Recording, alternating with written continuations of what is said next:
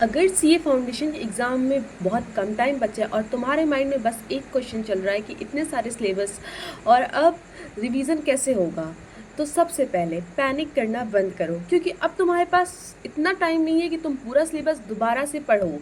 Smart revision की तुम्हें ज़रूरत है। इस वीडियो में मैं तुम्हें एग्जैक्टली बताऊंगी तुम्हें करना क्या है और कैसे रिवीजन करना है। हाय गाइस, मैं हूँ जनरल बाई सूफिया। मैंने सीए फाउंडेशन का एग्ज़ाम 2 बार दिया है, तो मुझे पता है मैं एग्ज़ाम हॉल में कैसा फील करती हूँ और मैं तुम्हें बता सकती हूँ कि तुम्हें कैसे रिएक्ट करना है एग्ज़ाम हॉल में और कैसा फील होता है एग्ज़ाम हॉल में। मैंने फाउंडेशन का एग्ज़ाम दिया है, अब मैं इंटर की स्टूडेंट हूँ, तो आप समझ सकते हो कि मैंने वहाँ पे फेस किया है। सबसे पहले ये मिस्टेक ना करना।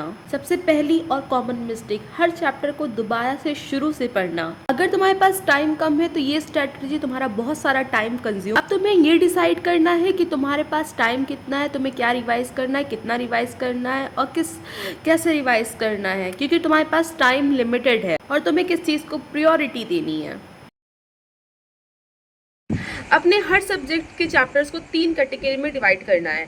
Category number 1, strong chapters. जो चैप्टर्स तुम ऑलरेडी अच्छे से कर चुके हो उनको बस क्विक रिवीजन करो और क्वेश्चन की ज़रूरत है, 1-2 क्वेश्चन कर लो जिससे तुम्हारे पता चल जाए कि तुम्हें ये चैप्टर्स आते हैं जो तुम्हारे स्ट्रॉन्ग चैप्टर्स है। Category number 2, average chapters. Concept समझ में आता है लेकिन क्वेश्चन में मिस्टेक होती है।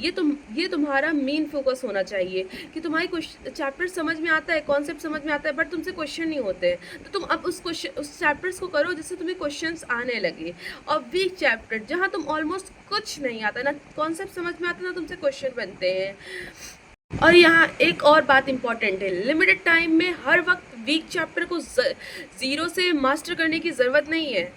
पहले उन टॉपिक को प्रायोरिटी दो जहाँ रिजनेबल टाइम प्रिपरेशन इम्प्रूव हो सकती है। यहाँ पे तुम्हारे पास उतने दिन नहीं है कि तुम दोबारा से वो चैप्टर दोबारा से स्टार्ट करोगे और दोबारा से पढ़ोगे। ये टाइम तुम्हारा चला जा चुका है, ये तुम्हारे पास ये टाइम बचा ही नहीं हुआ है। रिवीजन के लिए एक सिंपल रूल फॉलो करो, रीड लेस रिकॉल मोर। जितना याद करोगे उतना बेहतर होगा।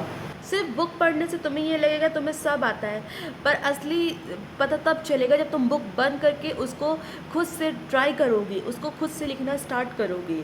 इसलिए एक टॉपिक लो, उसे खुद से रिवाइज करो, उसको आंसर बना के लिखो और देखो। पूछो खुद से कि मुझे इस क्वेश्चन के फॉर्मूले आते हैं, मुझे ये कॉन्सेप्ट आता है, मुझे ये क्वेश्चन समझ में आता है। और जहाँ आंसर नहीं आ रहा वही रिवीजन की एक्चुअल पॉइंट है, उसी चीज़ को तुम्हें रिवीजन करना, इससे पता चलेगा तुम्हें रिवीजन क्या करना है।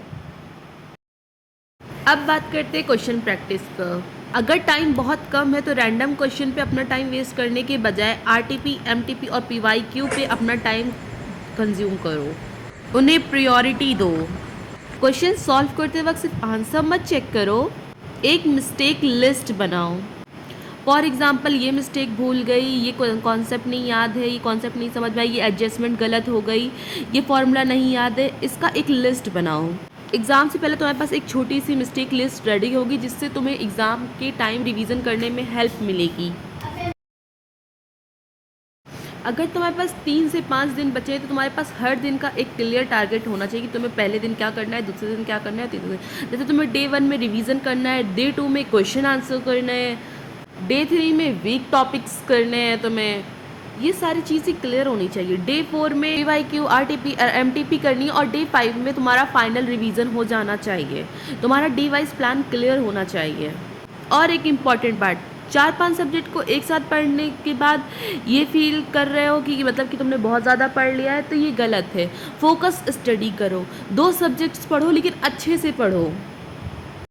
अब कुछ चीज़ें जो तुम्हें बिल्कुल अवॉइड करनी है, नए नए रिसोर्सेस कलेक्ट करना, हर चैप्टर को ज़ीरो से स्टार्ट करना, सिर्फ लेक्चर देखते रहना, क्वेश्चन सॉल्व किए बिना रिवीजन कंप्लीट मान लेना, दूसरे स्टूडेंट से अपनी प्रिपरेशन कंपेयर करना और सबसे इम्पॉर्टेंट, पैनिक में अपना पूरा शेड्यूल चेंज कर देना। Golden rule, last minute revision का गोल्डन रूल याद रखना, जो आता है उसे स्ट्रॉन्ग करो, जो थोड़ा आता है उसको इम्प्रूव करो और जो बिल्कुल नहीं आता उसमें स्मार्ट सिलेक्शन करो। तुम्हारा गोल अब परफेक्शन और परफेक्ट प्रिपरेशन नहीं है, मैक्सिमम पॉसिबल स्कोर के लिए इफेक्टिव तो अगर प्रिपरेशन है। तुम्हारा एग्ज़ाम पास है और तुम्हें लग रहा है कि तुम्हारा बहुत कम टाइम है, प्लीज़ पैनिक मत करो। अपने ही सब्जेक्ट को स्ट्रॉन्ग, एवरेज और वीक कैटेगरी में डिवाइड करो। फिर PYQ, RTP और MTP इंपॉर्टेंट क्वेश्चन और अपनी मिस्टेक को प्रायोरिटी दो। और याद रखना, लास्ट फ्यू डेज़ का रिवीजन तुम्हारी प्रिपरेशन को कम्प्लीटली चेंज कर सकता है अगर तुम उससे नहीं सही डायरेक्शन में यूज़ करते।